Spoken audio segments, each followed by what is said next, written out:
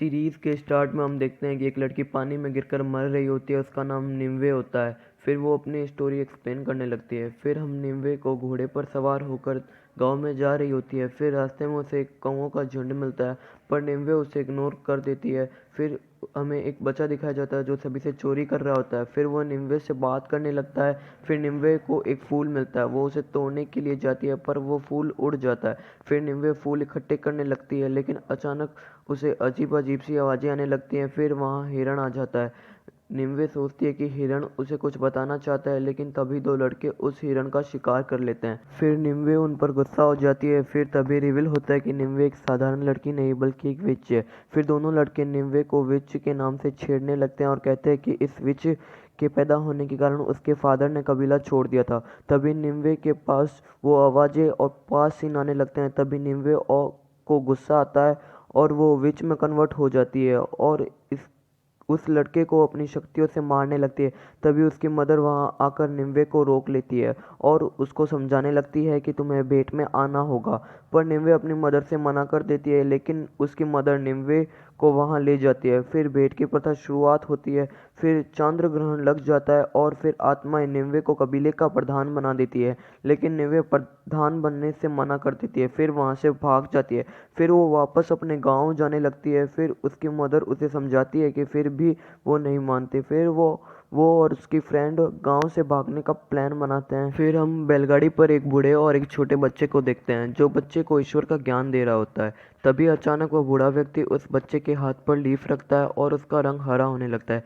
तभी वहां सैनिक आकर उस बच्चे को उठा ले जाता है। तब हम देखते हैं कि लाल कपड़े पहने इतने सारे लोग एक छोटे से गांव पर हमला कर रहे हैं और उन सब को क्रॉस पर चढ़ाकर उन्हें आग लगा देते हैं। फिर हम देखते हैं कि निम्वे के गांव के लोग उस कबीले की एक लड़की को लेके आते हैं जिस पर लाल कपड़े वालों ने हमला किया था। फिर वो लड़की बताती है कि उसके सारे गांव को जला दिया गया और जो लोग बचे सभी ग्रीन मोह का शिकार हो गए।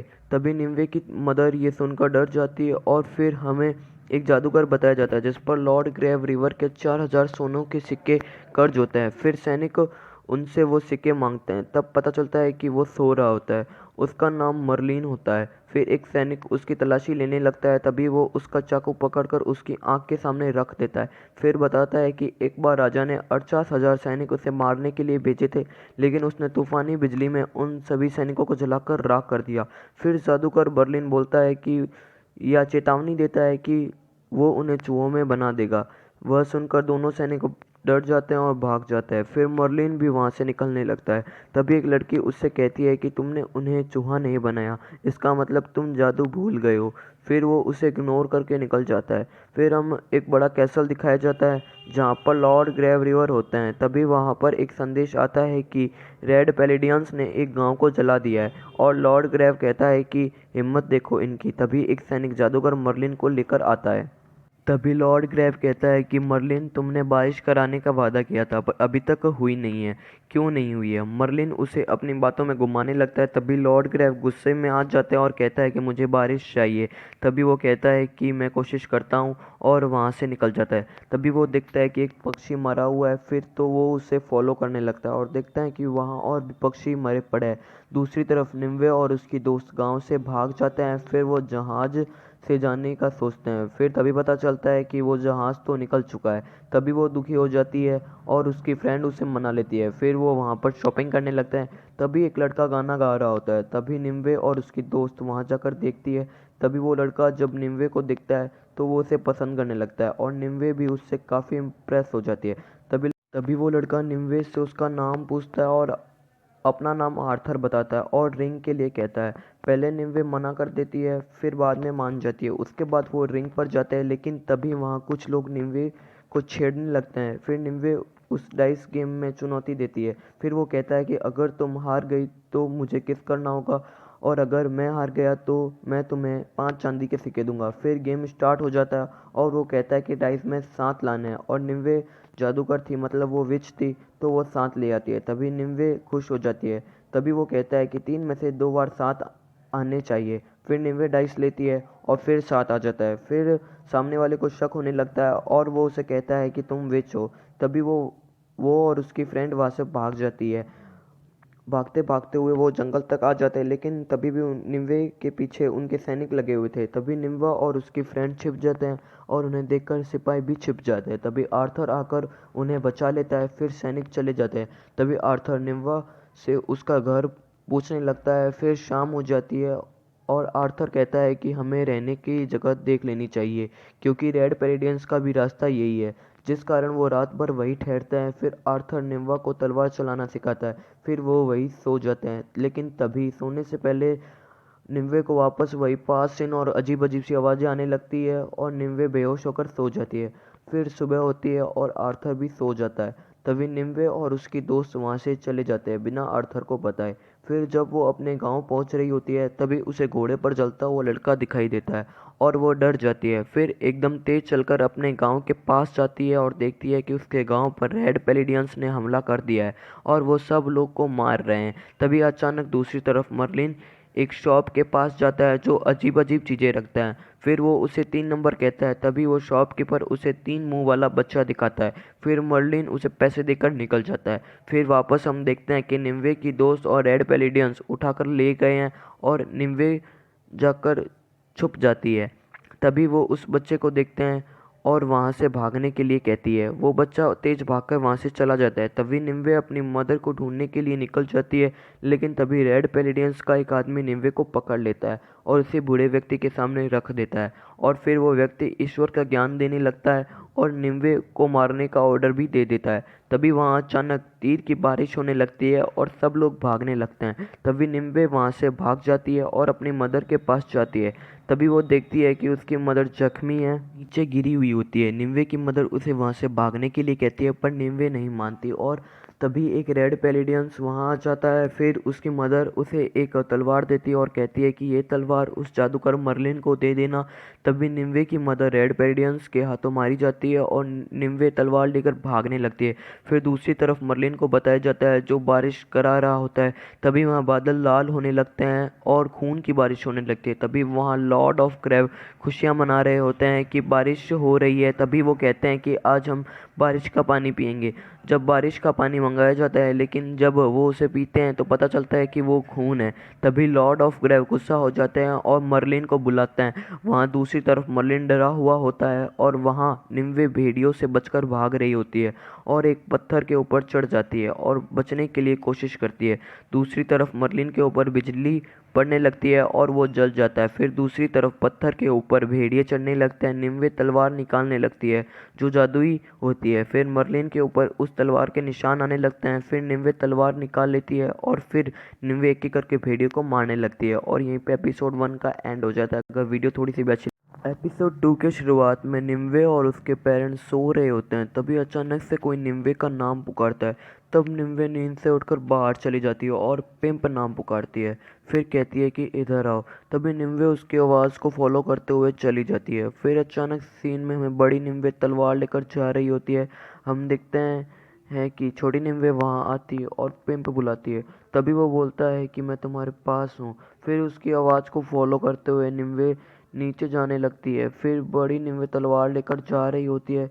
फिर उसे स्क्विडल मिलता है और वो रेड पेलिडियंस को देके छुप जाता है और निम्वे उसका नाम पुकारने लगती है।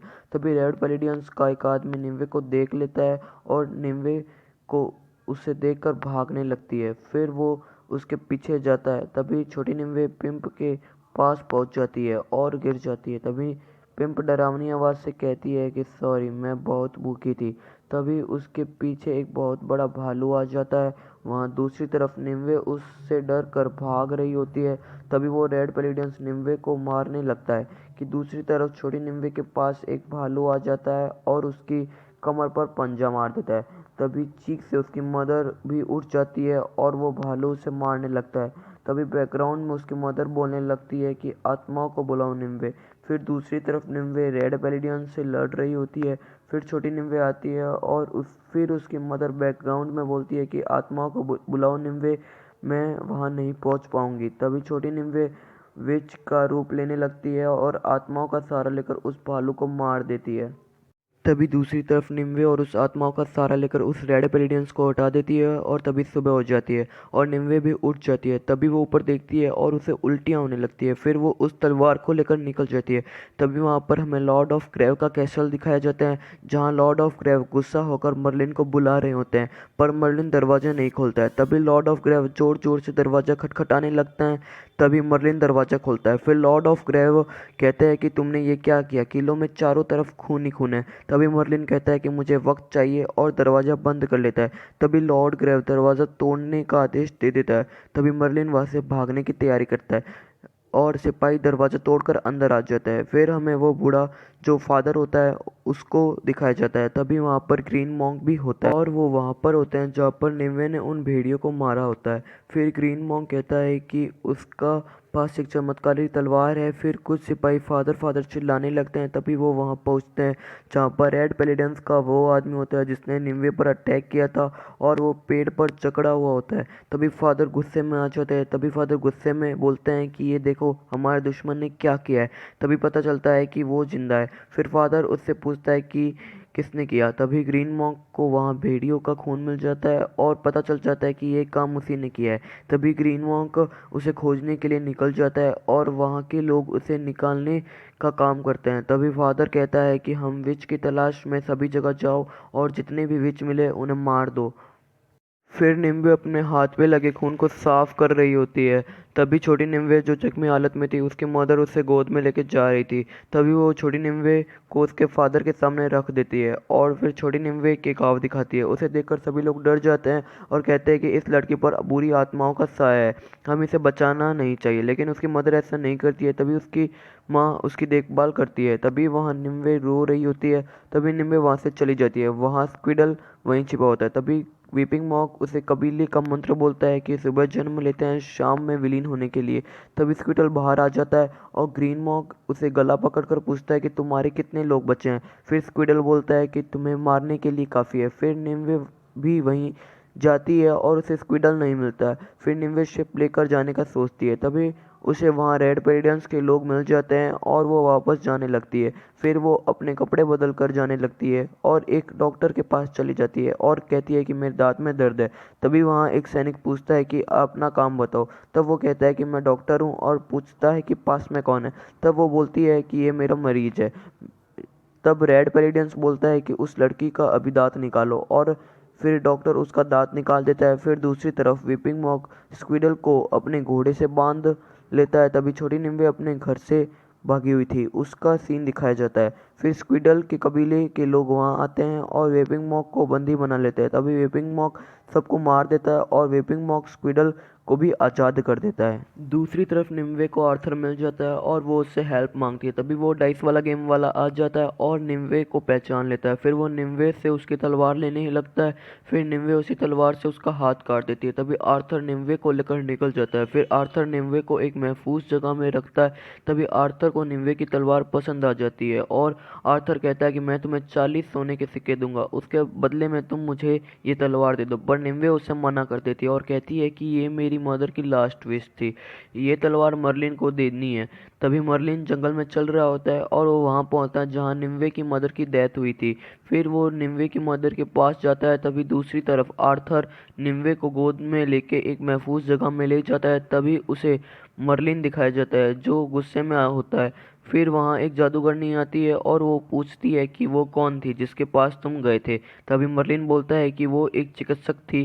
तभी जादूगरनी बोलती है कि तुमने मुझसे झूठ कहा कि प्राचीन राजा की तलवार नष्ट हो चुकी है। मर्लिन बोलता है कि मुझे यही बताया गया था।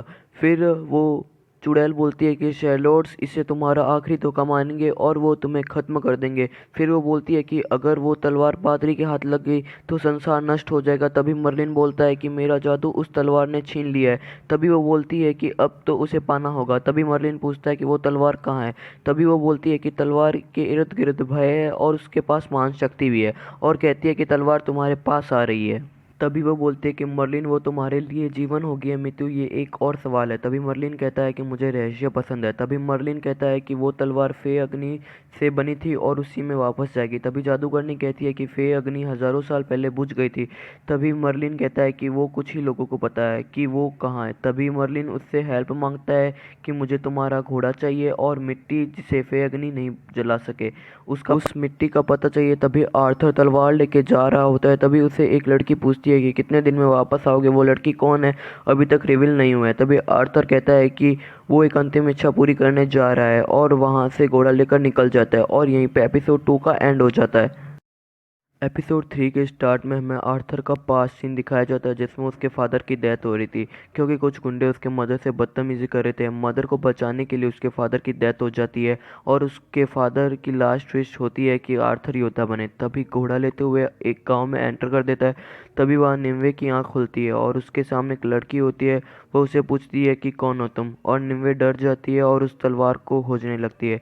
तभी एक और लड़की आती है जो एपिसोड 2 के एंड में होती है। वो बताती है कि आर्थर उसकी तलवार ले गया है। तभी वो गुस्से में आकर बाहर चली जाती है और वहाँ चारों तरफ रेड पेलिडियंस होते हैं और निम्वे वहाँ फादर को देख के डर जाती है और वहाँ रेड पेलिडियंस होता है जिसने निम्वे को मारा था। तभी वहाँ वो लड़की निम्वे को पकड़ लेती है। तभी सबकी हेड आ जाती है और वो उसे चेक करने लगती है और निम्वे झूठ बोलकर कहती है कि उसका नाम एलिस है और वो कहती है कि मैं पेट से हूँ। तभी हेड कहती है कि रेड पेलिडियंस को इस बात का पता चल गया तो वो तुम्हें मार देंगे। तभी हेड उसे बचा लेता है और कहती है कि नहा धो के तैयार हो जाओ, एक पेलिडियंस मर रहा है, उसकी जांच के लिए अस्पताल आ जाओ। तभी हमें मर्लिन दिखाया जाता है जो ड्रिंक करने के लिए वहाँ जाता है। तभी उसे वो लड़की रोकती है और कहती है कि चले जाओ मर्लिन। फिर वो कहता है कि मैं उसके लिए तोहफे लेके आया हूँ। तभी वो लड़की मर्लिन को बैठने के लिए जगह दे देती है। दूसरी तरफ निम्वे और वो लड़की उस लड़के को बचाने की कोशिश करने लगते हैं और वो लड़का बुरी तरह तड़पने लगता है। तभी निम्वे को फादर की आवाज़ आने लगती है और फादर बोलते हैं कि हमें जादुई तलवार का पता लग चुका है। तभी निम्वे पानी का जार फादर बोलते हैं कि फे जाति पिछले 10 सदियों से हमारे पर राज कर रही है क्योंकि जब तक एक फे तलवार तय करेगी कि राजा कौन बनेगा तब तक हमें उनके सामने झुकना पड़ेगा। तब एक पेरिडियंस पूछता है कि वो तलवार कहाँ है। फिर फादर कहता है कि एक विच के पास है और हमारे एक ब्रदर ने उस विच को पकड़ने लगा तो उसकी हालत देख सकते हो। तभी वीपिंग मंक वहाँ आ जाता है और एक लिस्ट लाता है कि कितने फे जिंदा है और एक मैप लाता है जिसमें सारे फे के कबीले होते हैं। तभी एक पेलिडियंस बोलता है कि मर्लिन का क्या होगा, वही तो उस फसाद की जड़ है। तभी एक और पेलिडियंस कहता है कि जब तक वो वाइट ड्रैगन के पास है बचा रहेगा। तभी फादर बोलते हैं कि एक बार जादुई तलवार मिल गई तो फे जाति का विनाश हो जाएगा। तभी वीपिंग मॉक को फे की महक आने लगती है और वो वहाँ जाता है जहाँ पर निम्वे ने अपने कपड़े चेंज किए होते हैं। तभी वीपिंग मॉक को पता चल जाता है। वहाँ दूसरी तरफ निम्वे उस लड़के पे फे दवाइयाँ लगाती है पर वो दूसरी लड़की उसे मना कर देती है। फिर निम्वे कहती है कि वरना वो मर जाएगा। तभी निम्वे पेलिडियंस के पास जाती है और उसके चेस्ट का घाव देखती है। तब वो देखती है कि जो चिन्ह तलवार पर है वही चिन्ह उसके चेस्ट पर होता है। तभी वीपिंग मंक फादर से कहता है कि हमारे आसपास ही हमारे दुश्मन है। तभी आर्थर अपनी आंटी के पास जाता है और कहता है कि अंकल से मिलना है। तभी आर्थर आईने में देखता है और उसे पास सीन आता है कि उसके अंकल उससे पैसे मांग रहे होते हैं कि उसके फादर ने पैसे उधार लिए थे, वो तो नहीं रहे मगर अब तुम्हें उनके पैसे चुकाने होंगे। तभी आर्थर कहता है कि मैं इसे कैसे चुकाऊंगा। उसके अंकल उसे एक स्लैप मारते हैं और कहते हैं कि इस एहसान को याद रखना और कहते हैं कि रोने धोने से कुछ नहीं होता, मैंने तुम्हारे बहन का इंतज़ाम कर दिया है, अब तुम अपना रास्ता खुद देखना। तभी दो लड़कियां उसकी बहन को ले जाते हैं। तभी निम्वे उसे दवाइयां लगाती है। तभी हेड आती है और दवाइयों को देखकर कहती है कि ये फे दवाइयां क्यों लगाई है। तभी वो हेड कहती है कि इसे जल्दी हटाओ। तभी वहाँ फादर आ जाते हैं और कहते हैं कि पिछले हफ्ते क्या कोई नई लड़की आई थी। तभी हेड कहती है कि नई नहीं आई, पर ये क्यों पूछ रहे हो। तभी फादर कहते हैं कि जब हम किसी फे गाँव को जलाते हैं तो उनमें से कुछ निकल भाग जाते हैं। तभी हेड कहती है कि हाल ही में कोई यहाँ नया नहीं आया है। फादर कहता है कि सभी सिस्टर को इकट्ठा करो और मैं उनसे सवाल पूछूंगा। तभी हेड कहती है कि इग्रेन को ढूंढो। तभी निम्वे इग्रेन को ढूंढ लेती है और कहती है कि एम्ब्रेस नोरा जो हेड होती है वो तुम्हें अस्पताल बुला रही है। तभी इग्रेन को एलिस की आंखों पर शक होने लगता है। तभी वो कहती है कि मेरा असली नाम निम्वे है। तभी हेड दोनों के पास आती है और कहती है कि तुम दोनों मरीज के पास जाओ। तभी निम्वे हॉल में जाकर उस फेई लिस्ट और मैप को ले आती है और उसे आग में जला देती है। तभी दूसरी तरफ आर्थर अपने अंकल के पास जाता है। अंकल पूछते हैं कि अगर तुम रुपए के लिए आए हो तो उसका उत्तर है नहीं। तभी आर्थर जवाब देता है कि मैं यहाँ इसलिए आया हूँ ताकि आप मुझे मुकाबले में भाग लेने दें और हमारे घराने की इज्जत बढ़ सके। तभी उसके अंकल कहते हैं कि मेरे योद्धा तुम्हें हरा सकते हैं और तुम्हें चारों ओर लुटेरों की जगह रहते हो। तभी आर्थर कहता है कि मैं वो सब काम छोड़ चुका हूँ और मुझे आपका विश्वास जीतना है। तभी अंकल की नज़र उसकी तलवार पर आ जाती है और वे पूछते हैं कि ये तुम्हें कहाँ मिली। आर्थर झूठ बोलता है कि हॉक्सब्रिज में मिली एक लड़की जिसके बदन पर गहने थे, उस पर गुंडों ने हमला कर दिया था और मैंने उसको बचाया था, तो उसने मुझे ये तलवार दी थी। तब उसके अंकल कहते हैं कि इज्जत से कमाई गई तलवार। तभी दूसरे सीन में हमें मर्लिन दिखाया जाता है जहां अचानक से वहां जादूगरनी आ जाती है। तभी जादूगरनी पूछती है कि तुम्हें शराब से इतना लगाव क्यों है। तभी मर्लिन कहता है कि मैंने देशों को बनते और टूटते देखा है, प्यार कितनी बार भी पाया है और उससे खोया भी है, सिर्फ उस दिन से ही शराब ही मेरे पास है। फिर मर्लिन कहता है कि मुझे तुम्हारा चेहरा देखना है। तभी वो जादूगरनी कहती है कि एक दिन ज़रूर देखोगे। फिर मर्लिन कहता है कि मैंने तुम्हें जो लाने के लिए कहा था क्या तुम वो लेके आई हो। तभी जादूगरनी कहती है कि मैं उसे तो नहीं लाई क्योंकि मैंने सपना देखा है कि वो तुम्हारे लिए खतरनाक होगा। तभी मर्लिन कहता है कि मुझे अब सुगनों से डरा रही हो, मुझे जिसने बहुत ज़िंदगी देखी है और मौत से तो मेरी पुरानी दोस्ती है। तभी जादूगरनी कहती है कि मैंने तुम्हारी तकलीफ़ देखी है, ऐसी तकलीफ़ जिसे तुम सोच भी नहीं सकते, और कहती है कि तुम मौत की भीख मांगोगे अगर तुम इस रास्ते गए तो। तभी मर्लिन उससे मिट्टी मांगता है और जादूगरनी उसे दे देती है और कहती है कि मुझे अफसोस है। ऐसा बोल के वो चली जाती है। दूसरी तरफ आर्थर और उसके अंकल ड्रिंक के लिए जाते हैं। तभी वहाँ डाइस गेम वाला आ जाता है और कहता है कि तुमने ये बताया नहीं कि तुम्हें ये कैसे मिली है, ये नायाब तलवार। तभी अंकल वहाँ से जाने लगते हैं पर वो उसे रोक लेता है और कहता है कि अब आप इसकी उधार चुकाओगे, करीब 300 चांदी के सिक्के। तभी वो उससे बताता है कि ये तलवार एक फेई लड़की से चुराई है जिसका गांव जल गया था। तभी उसके अंकल पूछते हैं कि वो सोने से गिरी औरत ने तुम्हें ये तलवार दी या तुमने इसे चुराई है। तभी आर्थर कहता है कि मैंने चुराई है। तभी अंकल उसे अपनी एक अंगूठी दे देता है और कहता है कि तुम और तुम्हारे बाप एक धब्बा हो। तभी वो अंकल से सारी अंगूठियों का कहता है और फिर अंकल अपनी तलवार निकालता है। तभी पीछे बैठा व्यक्ति अंकल पर हमला करने वाला होता है, तभी उसे आर्थर मार देता है। तभी दूसरी तरफ हॉल में सारी सिस्टर्स आ जाती है और फादर पूछता है कि क्या सारी सिस्टर आ चुकी है। तभी एब्रेस नोरा कहती है कि सिवाय एग्रेन के वो मरीज की देखभाल में लगी है। तभी विपिंग मॉक लड़कियों की तलाशी करने लगता है। तभी वहाँ एक लड़की बोलती है कि वो नई लड़की कहाँ है, एलिस, जो कल रात यहाँ आई थी जख्मी हालत में। तभी फादर कहते हैं कि आपने कहा था कि कोई लड़की नहीं आई है।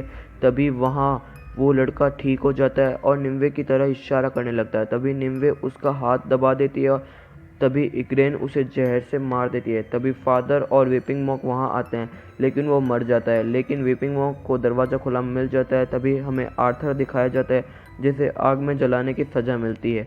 तभी एक पेरिडियंस उस तलवार को ले लेता है। तभी इग्रेन निम्वे को पहचान लेती है और उसे पता चल जाता है कि वो एक विच है और उसे आर्थर का पता बताती है। फिर निम्वे उसे पूछती है कि तुम्हें आर्थर का पता कैसे मालूम है। फिर इग्रेन बोलती है कि वो मेरा भाई है। यहाँ पे ये रिवील होता है कि आर्थर की बहन इग्रेन होती है और फिर वो उसे कहती है कि तुम्हारा नाम इग्रेन ही है ना। तभी वो कहती है कि इग्रेन मेरी दादी का नाम है, मेरा नाम मॉर्गेन है। फिर मॉर्गेन उसके कबीले का मंत्र बोलती है कि सुबह जन्म लेता है शाम में विलीन होने के लिए। तभी निम्वे नाव में चली जाती है। तभी मर्लिन आता है और उसके पास वो लड़की आती है और कहती है कि रेग्रेन तुमसे मिलने के लिए तैयार है। तभी मर्लिन नीचे जाता है और उसे काफ़ी लोग मिलते हैं। फिर मर्लिन कहता है कि मुझे तुम्हारे राजा के पास ले जाओ। सब लोग उस पर कूद पड़ते हैं और मर्लिन नीचे चला जाता है और यहीं पे एपिसोड 3